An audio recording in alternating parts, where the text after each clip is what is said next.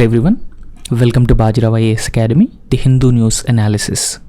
So today we have some very important articles for the discussion, and one by one we'll try to discuss all these important articles in a detailed and in-depth manner. And the first very important article with which we are going to start this discussion is about primary healthcare sector in India. And primary healthcare is very important for any country. Particularly for a country like India, it is a very important in preventive as well as curative healthcare.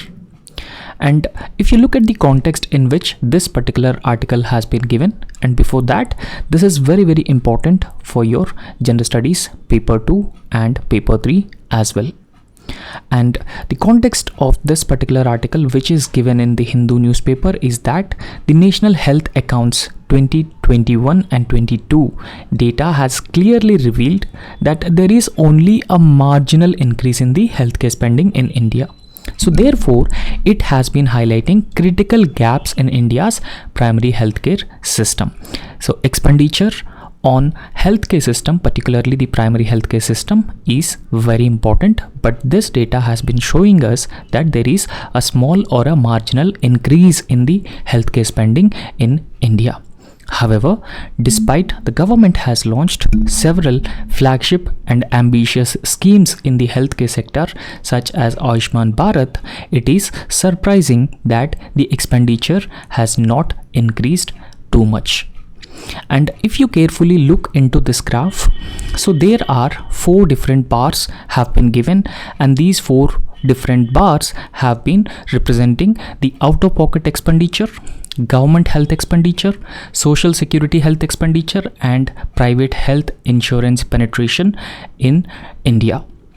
Now, in the financial year 2018, it is clearly showing us that the out-of-pocket health expenditure is 48.8%.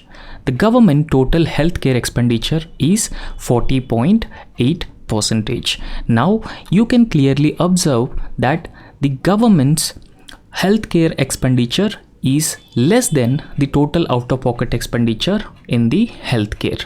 So therefore, apart from that, the total social security spending on healthcare is just 9.0% of the total health expenditure, and the private health insurance is also just 5.8% in the total health expenditure in the financial year 2018. And if you observe the same figures from 2018 to 2022 financial year, the out-of-pocket healthcare expenditure has reduced to 39.4% from 48.8%. This is a good sign. However, if you look at the government healthcare expenditure in the financial year 2022, it is 48.0% of the total healthcare expenditure of the government. But if you look into the healthcare expenditure of the government in total health expenditure, it is just 40.8%. However, it indicates there is a marginal or a small increase in the healthcare expenditure of the government. However, there is no improvement in the social security health expenditure. However, there is a marginal or a small increase in the private health insurance. So these numbers clearly show us the dismal state of healthcare in India. Now, going into this particular topic, so we will try to understand some basic data with respect to primary healthcare in India. And if you carefully look into the primary healthcare infrastructure, it actually includes 1.75 lakh Ayushman Arogya Mandirs. So Ayushman Arogya Mandirs are the healthcare facilities or health and wellness centers. And in India, we have 1.75 lakh Ayushman Arogya Mandirs that caters to different sections of the population. And similarly, these Ayushman Arogya Mandirs so far provided 350 crore consultations. And apart from that, we should also talk about the total out-of-pocket healthcare expenditure in India. So it is being said that the per capita out-of-pocket healthcare expenditure has declined, but the private sector still dominates the health expenditure. So it is said that 68% of the healthcare services are provided by the private healthcare institutions. So this clearly shows that there is a huge dominance of the private sector in the healthcare services. However, why we need to have a strong, robust and resilient primary healthcare in India? So we will look into it and we will also understand this. From mains point of view, this is very important. So why we need to have a strong, resilient primary healthcare in India? Because a primary healthcare plays a very important role when it comes to the timely interventions. In case of any diseases, in case of any major outbreaks, in case of immunization, vaccination, or increasing awareness among the people about various diseases, the primary healthcare plays a very important role as a first point of contact for the people. So therefore, the primary healthcare centers ensures timely interventions through the primary care. And in fact, they also play a very important role in detecting and also diagnosing various diseases at an early stage, and these primary healthcare centers also reduce the burden on the tertiary healthcare facilities. And similarly, routine diabetes, hypertension screening, so these diseases or these diagnoses are already covered under the Ayushman Arogya Mandirs or health and wellness centers, which are established already by the government under PM Arogya Yojana.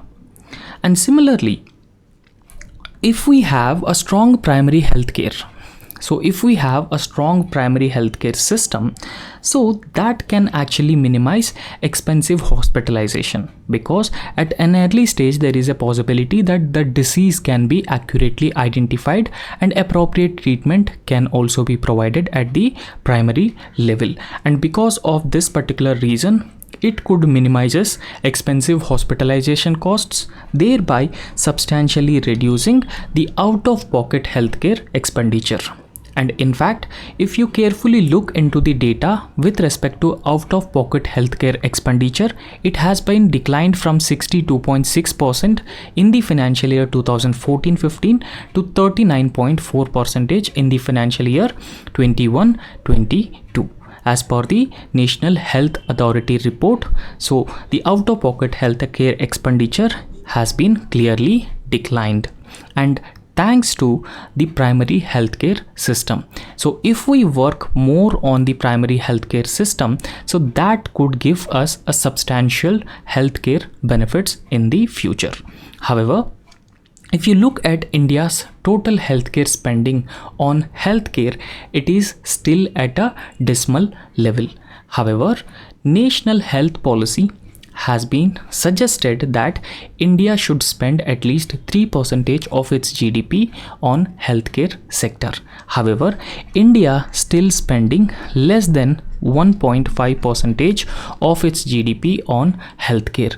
So this is a very less compared to several developed countries and even several other developing countries as well. The data has been clearly provided here. For example, a country like Sweden has been spending 9.2% of its GDP on healthcare, but on the other hand, India has been still spending less than 1.5% of its GDP on healthcare. So therefore, there is a strong need to substantially increase India's healthcare expenditure for a better health or for a universal healthcare. And in fact, what are the other advantages, benefits of the primary healthcare centers?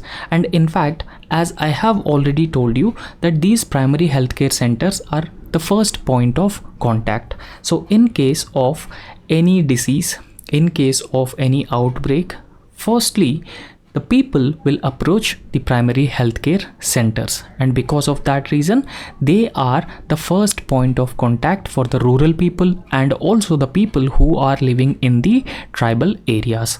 So essentially we can call the primary healthcare centers as the bridge between the rural and also the urban healthcare.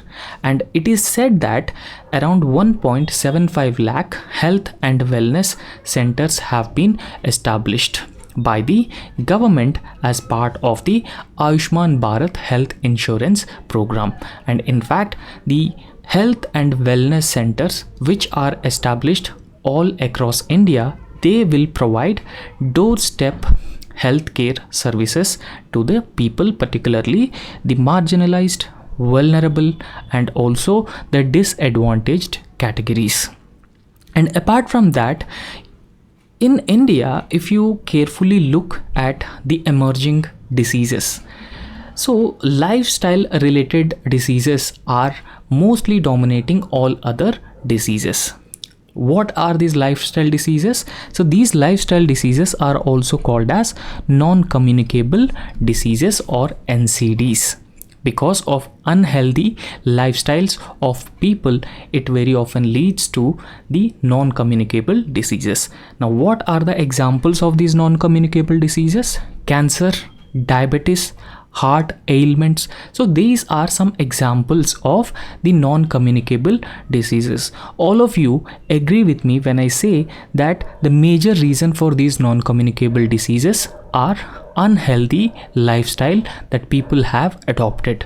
Now, the primary health care has a huge role to play when it comes to increasing awareness and also preventing these non-communicable diseases. And if you look at the total mortality rate in India, so majority of the mortality has been taking place because of these non-communicable diseases. And these health and wellness centers which are established as part of the Ayushman Bharat health insurance program, they can effectively provide early screening to these non-communicable diseases. Thereby, early intervention is also a possibility. And similarly, if we have a robust, resilient, and even more effective primary healthcare network, then that will help us deal with pandemics. And we all knew how primary healthcare sector has played a very important role during the COVID-19 pandemic, because the primary healthcare facilities can effectively reduce the hospital overload and they can also ensure the community health preparedness as well, because Ashas, Anganwadi workers and even ANMs work at the grassroots level aligned with the primary healthcare system. So therefore they play a very important role in the community health preparedness. And overall, if we wanted to strengthen our healthcare system, we wanted to achieve resilience of our healthcare system, we should strengthen the primary healthcare system and it should be taken as a priority. And in fact, primary healthcare system will also play a very important role in achieving all sustainable development goals by the year 2030 as well. So therefore, there is a need to treat these primary healthcare centers as a priority for India. However, there are certain challenges, right? So what challenges we have when it comes to reviving or revamping the entire public healthcare system or the overall healthcare system in India? On the other hand, if you can carefully look into this image, so this image gives a list of healthcare schemes that the government has launched. So please go through all these important healthcare schemes and you should also mention these schemes in your answer to make sure that the answer is more and more effective. Now, what are the challenges that the primary healthcare system has been facing? So the first challenge is the trust deficit which is existing in the public healthcare. People generally don't believe in the public healthcare system, and this is another reason that the private healthcare has been dominating the overall healthcare in India. So therefore, there is a lack of trust and it reduces the utilization of the existing public healthcare facilities, public healthcare infrastructure, and in fact, the private hospitals are very often preferred by the people for a better quality of services according to the National Health Authority's data 21-22. And similarly, many citizens are not aware about the ambitious schemes that the government has launched. For example, the Ayushman Bharat Health Insurance Program provides health insurance coverage to every household at an amount of 5 lakh rupees per month. However, people are not aware about the such programs. However, at the grassroots level also, there is no effective measure taken to increase awareness about all these ambitious programs. And similarly, health and wellness centers are also established under Ayushman Bharat Health Insurance Program, but people still not aware about the health and wellness centers established by the government. And even the community engagement is also not achieved at the desired levels. So this is also another area that has to be focused. And apart from that, when we talk about the outreach of the healthcare services to the people across different levels or across different geographical locations, there existing a huge inequalities in the sense that people who are living in a remote rural area or a tribal area, they lack the proper healthcare facilities. And since they lack proper healthcare facilities, if you carefully observe the tribal areas in India, tribal people very often suffer with iron deficiency, anemia, and different other problems. So therefore, remote and tribal areas still face inadequate distribution of the primary healthcare centers. So people from these remote and rural areas, particularly children, won't get vaccination, immunization, and proper nutrition to the pregnant and lactating mothers. So therefore, if you look into the data about the inadequacy of healthcare facilities, the primary healthcare facilities are lacking in these hilly and tribal areas. Similarly, infrastructure is also lacking. When we talk about the infrastructure, modern facilities, laboratories, and also other equipment, including diagnostic equipment. So if any primary healthcare facility is lacking all these equipment, all these infrastructure facilities, certainly it could impact the quality of healthcare delivery in the rural belts. And apart from that, private healthcare accounts for a major share of services, thereby making treatment very costly despite several existing public healthcare schemes. And in the previous slide, you can see the healthcare services that the government has been providing. Similarly, there are a lot of hidden costs also. So these hidden costs are also existing. Now, what are these hidden costs? For example, the transportation cost, diagnostic cost, and non-listed treatments in the health insurance schemes such as Ayushman Bharat. So all these different costs are considered as hidden costs. So because of this hidden costs also, the overall public healthcare expenditure has been increasing at a many-fold. However, what needs to be done? So healthcare must be treated as a human right, and healthcare is not provided to any individual. That must be treated as a violence of the fundamental human right. So therefore, a rights-based approach for healthcare is very, very important to ensure the universal coverage of the healthcare services. And similarly, equity in healthcare access. So equity in the sense there should be no distinction whether a person is rich or poor, whether a person belongs to different religion, different regions, different race, so income status. So irrespective of all these distinctions, every individual must get equal and fair health care. So that is what is called as equity, and equity is also very important for a country like India. And we need to have a reformed healthcare policy that could address existing shortages, and we should also reform and also come up with a new healthcare policy that prioritizes the primary healthcare system and that aligns with the Sustainable Development Goals agenda of 2030. And similarly, there should be a comprehensive legislation, a legal framework, legal rights for the healthcare, and that also ensures the universal health coverage as well. However, targeted interventions in the healthcare sector, particularly the disadvantaged, marginalized sections of the society, it is very important.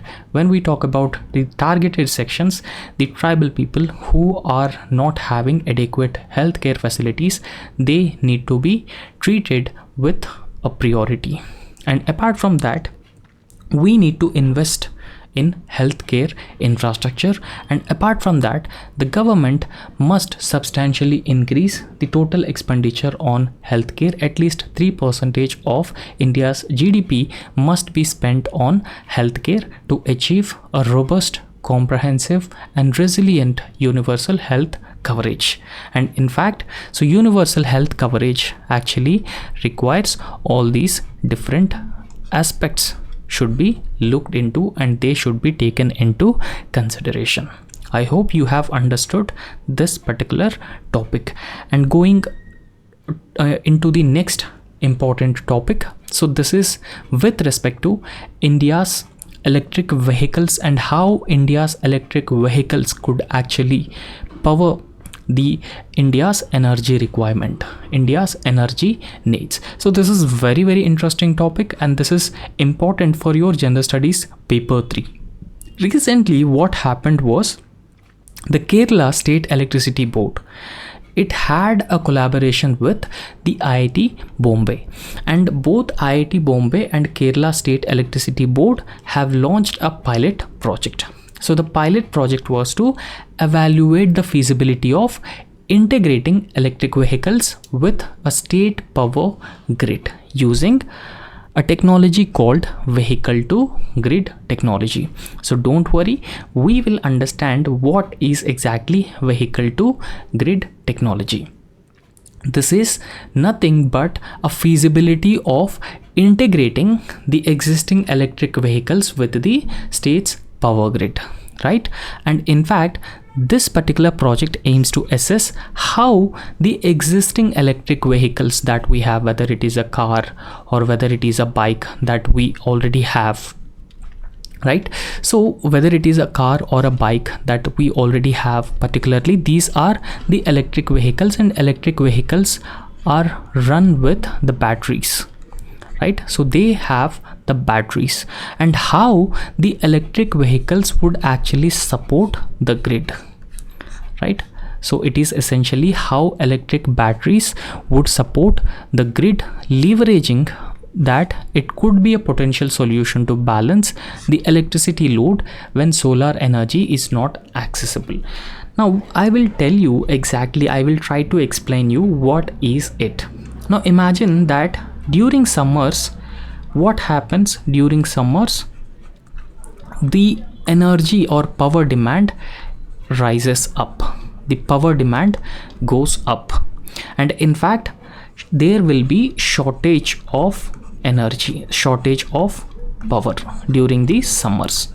So in case there is a shortage of power, and in case any state government is not able to produce inadequate renewable energy. So imagine that the Kerala state government don't have adequate renewable energy and there is a shortage of power, but on the other hand there is a huge demand for the power. Now in this case, the vehicle to grid technology, what vehicle to grid technology would do? So in order to meet such a demand, what happens is that the electric vehicles batteries would be used to supply electricity to grid, thereby meeting the potential electricity demand. Potential power demand can be met through supplying electricity from the batteries, and batteries will be connected to the grid, and then grid will supply the necessary power. So that is what is called as vehicle to grid technology. So we will understand this in a much more detailed manner. Now in this case, you could clearly see how vehicle to grid technology works. Initially, so if vehicles are connected with the grids, imagine that this is a grid. So from grid, electricity is supplied to the house, and from the house, vehicle would be charged, vehicle batteries would be charged. Now in this case, in case grid don't have adequate energy to meet the demand. So in case the demand is very high, but they don't have adequate power to meet the demand. So in this case, the electric vehicles battery would be used, and this battery electricity would again flows to the grid. It again flows to the grid, and thereby this electricity grid will meet the demand, and in return the vehicle owner would get the money. In return, the vehicle owner would get the money, right? So this is what is called as vehicle to grid technology, right? So this vehicle to grid technology refers to technologies that allow electric vehicle batteries. For example, that imagine that this is the electric vehicle and it is having a battery. So it is a technology that allows the electric vehicle batteries to send power back to the grid. So it can actually send power back to the grid, and that is what is called as vehicle to grid technology. And when not in use, these electric vehicles can act as a decentralized battery storage. In case this vehicle is not used, then the electric vehicles can act as a decentralized battery storage systems. So if you have excess amount of electricity, the excess amount of electricity will be stored in the vehicle, and in case of increased energy demand and grid is not able to supply adequate electricity, then energy from the batteries will be flown back to the grid. So that is what is called as vehicle to grid technologies, and these batteries may also function as a decentralized battery storage systems, thereby supporting power grid via bidirectional chargers. And how this particular vehicle to grid technology would work. So this vehicle to grid technology would work involving two key processes or two important processes. One is a grid to vehicle. So grid to vehicle, in the first instance, the power flows from grid to house, and then the charging point, and to the car or the electric vehicle here. And in the second process, it is vehicle to grid. So in this case, electric vehicle discharges the already stored energy back into the grid, right?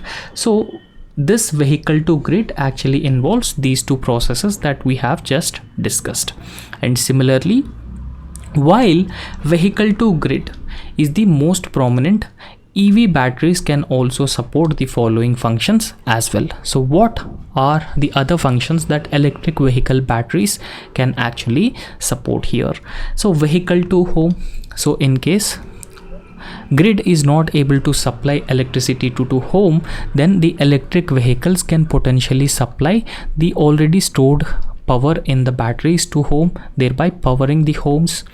And vehicle to vehicle as well. So in case if there is another vehicle, that vehicle is lacking the adequate battery power, then one vehicle can also transfer power to the other vehicle which is lacking energy, right? So the batteries would do all these different functions. However, vehicle to grid technology can actually support India's power sector.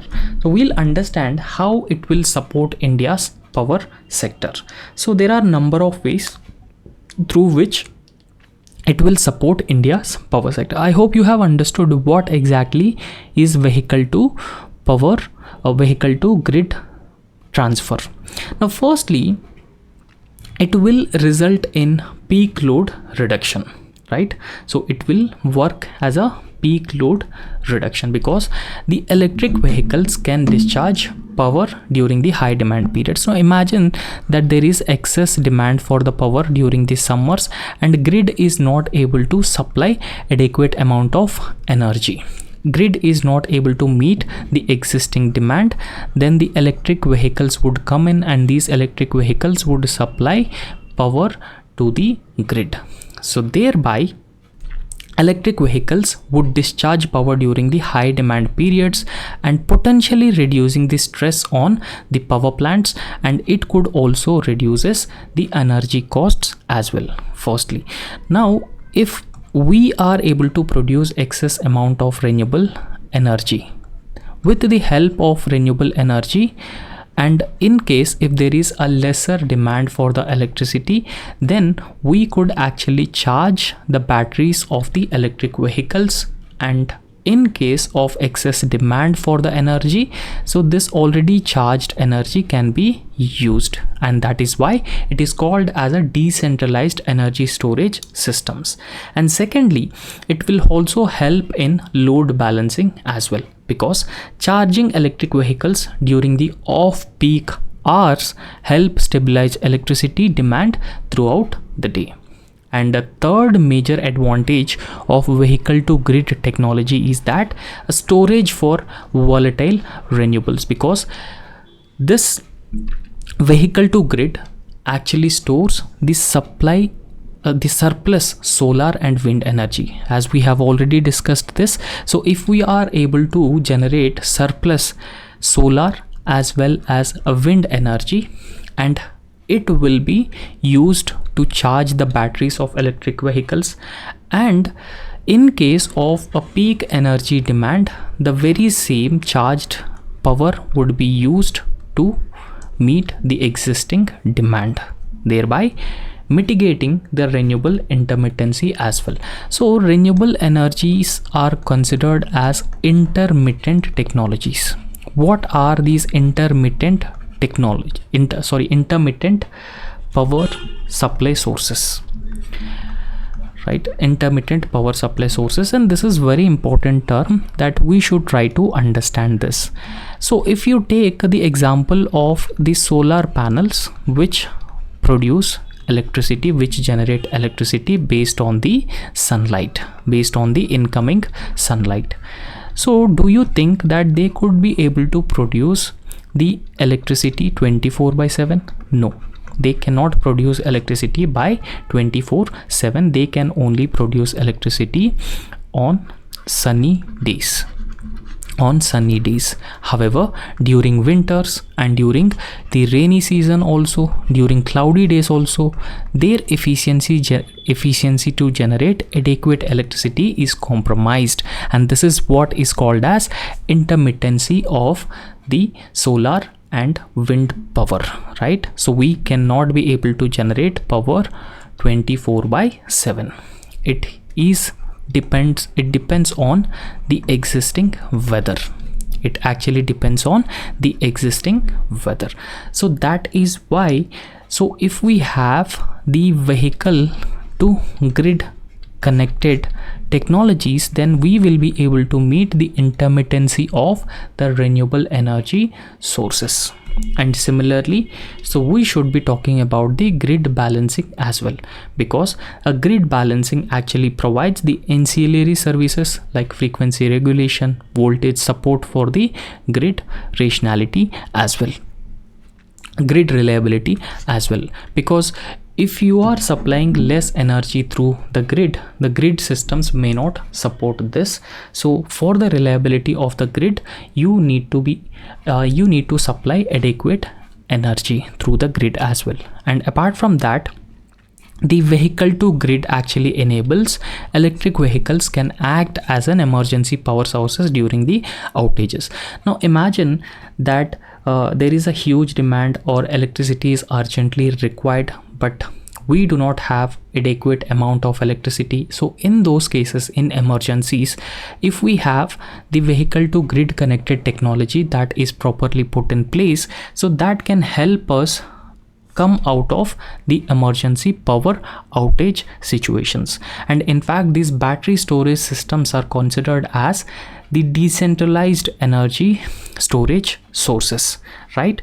Because electric vehicles actually offer the local energy storage. Every electric vehicle store a certain energy, and thereby it will reduce dependence on centralized plants for energy whenever required. And similarly, it would result in significant cost savings for the electric vehicle owners as well, because users can earn by selling excess energy back to the grid as well. And in fact, it can also boost the grid reliability, reduces the operational costs for the utilities. And we should also talk about the environmental impact of it as well. So it supports the use of clean energy and also helps reduce the carbon emissions as well. So these are the advantages of the vehicle to grid technology, and that is why Kerala State Electricity Board and also IIT Bombay have been collaborating to develop and further work on the vehicle to grid technology, right? I hope you have understood this. And next we have another very important topic, so that is desulfurization, right? So desulfurization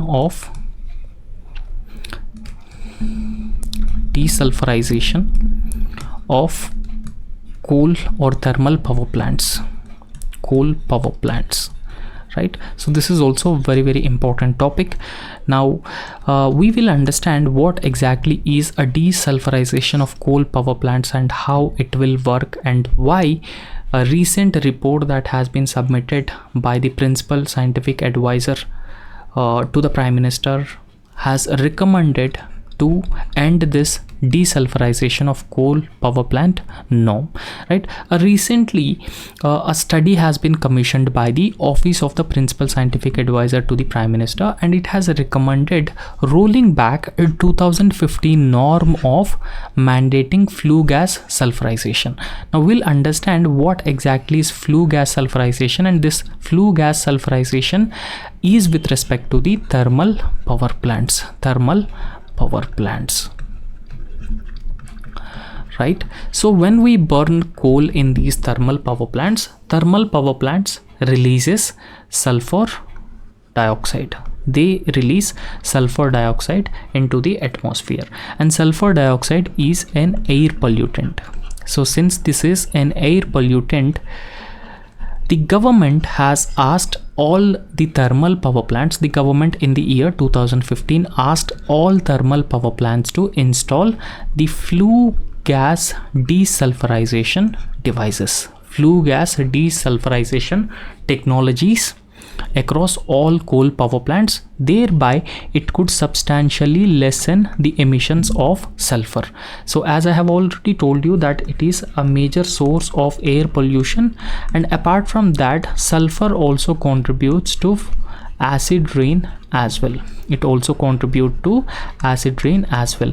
And if you talk about the sulfur emissions, India is world's largest sulfur emitter in the world. So in terms of sulfur emissions, India is the largest emitter of the sulfur dioxide. So because of that particular reason, the government in the year 2015 asked all thermal power plants in India to install these flue gas desulfurization technologies in the power plants, right? So the flue gas desulfurization is actually the process that is designed to remove the sulfur compounds from exhaust emissions. So imagine that this is an exhaust emission, and from this exhaust emission, the flue gas desulfurization mechanism would reduce the emissions of sulfur into the atmosphere from the thermal power plants, which uses coal as a fossil fuel. And in fact, this mechanism is achieved by adding absorbents which can eliminate up to 95% of the sulfur dioxide from the flue gas, right? So the absorbents would be added, and these absorbents would reduce around 95% of the sulfur dioxide emissions. However, The flue gas actually refers to the gases which are emitted when fossil fuels such as coal, oil, natural gas, or even wood are combusted for heat or power. Remember, as I have already told you, that India is the largest emitter of the sulfur, right? So in this context, this recent study has clearly mentioned that the flue gas desulfurization installation should be mandated only for those plants which use coal which is imported or a high sulfur coal. And this recent study also held that whatever coal that India produces and used by the thermal power plants in India may not generate excess amounts of sulfur into the atmosphere, because Indian coal has a less or low sulfur content, unlike the imported coal. So this flue gas desulfurization is mandated to the coal power plants which uses the imported coal. So this is what the study says. So if any thermal power plant which has been using imported coal, that should install the flue gas desulfurization mechanism, because imported coal would have a high sulfur content, right? But it is not mandated, it should not be mandated for all coal power plants, all thermal power plants in India. And what are the other findings of the recent study of the principal scientific advisor to the Prime Minister on flue gas desulfurization? So 92% of the Indian coal would have a low sulfur content, just 0.3% to the 0.5%. Then there is no need to mandate a flue gas desulfurization mechanism or technology to all power plants across India, because it is very expensive firstly, and it also consumes a huge amount of the water as well, right? And because of this reason, it is suggested that it should not be mandated that all thermal power plants in India should have the flue gas desulfurization technologies, but only those power plants which use the imported coal, they should install the flue gas desulfurization devices. And in fact, the stack heights and climate conditions in India naturally disperse the SO2 emissions, limiting local air threats. And in fact, the flue gas desulfurization rollout would consume a significant amount of fresh water, and it could even release 69 million tons of greenhouse gases, particularly the carbon dioxide, by 2030, while marginally reducing sulfur dioxide. However, it is also said that IIT Delhi has commenced a study in 2024, and this study has also revealed that acid rain is not a major environmental issue for India as of now. So this sulfur dioxide is one of the major air pollutant, and this air pollutant is released when fossil fuels are burnt, right? So it reacts with the water, and that would causes acid rains, and it also impacts the respiratory problems as well. And apart from sulfur dioxide, ground level ozone is also another major air pollutant, remember. So there are two different types of ozone. One is a tropospheric ozone or ground level ozone. The other type of ozone is stratospheric ozone. Stratospheric ozone is a good ozone, but tropospheric ozone or ground level ozone is a bad ozone. And nitrogen dioxide is also an air pollutant, carbon monoxide, lead, and ammonia. So these are the major air pollutants that we actually found. And apart from that, when we talk about the flue gas desulfurization, so this is the process which is used to remove the sulfur dioxide from the exhaust flue gases, right? So, and fossil fuel power plants, mainly the coal fired stations, thereby substantially improving the quality as well, right? So therefore, when we talk about the flue gas desulfurization, so we have already discussed about this. So it is being mandated in thermal power plants, thermal power plants, right? So that the sulfur dioxide emissions could be substantially reduced. However, the recent study has found that Indian coal, around 92% of the Indian coal, would have less sulfur content.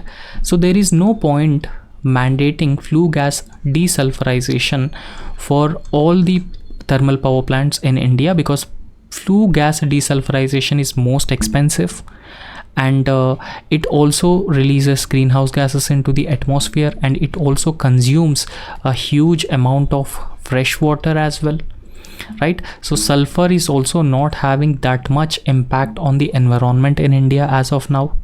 So because of this particular reason, it is recommended that the flue gas desulfurization should not be made mandatory for all the power plants in India, even though it was rolled back way back in the year 2015 itself.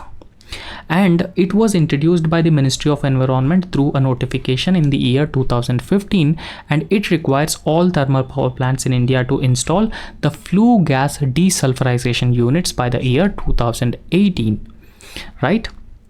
And what are the key features? So the key features is that it removes up to 95% of the sulfur dioxide emissions. It improves air quality, and it would also reduces the intensity and frequency of acid rains and even the respiratory illnesses. And flue gas desulfurization gypsum can be reused in the construction, such as cement and plaster manufacturing. In all these different things, this flue gas desulfurization gypsum can be used. However, sulfur dioxide may cause various problems, right? So when we talk about the problems, it causes respiratory problems among the human beings, and it even causes the cardiovascular effects and other impacts, including type 2 diabetes and even non-accidental deaths. And it also results in a frequent acid rains, and acid rains are not good for both flora and fauna, and it is also not good for the animals as well. And it will even result in material damage, and it will even cause the visibility effects as well. So these are health and environmental impacts of the sulfur dioxide, and that's what the scientific advisor to the Prime Minister have said about the flue gas desulfurization technology. So anyway, that's all in this lecture, and thank you so much. So if you like a lecture, please subscribe.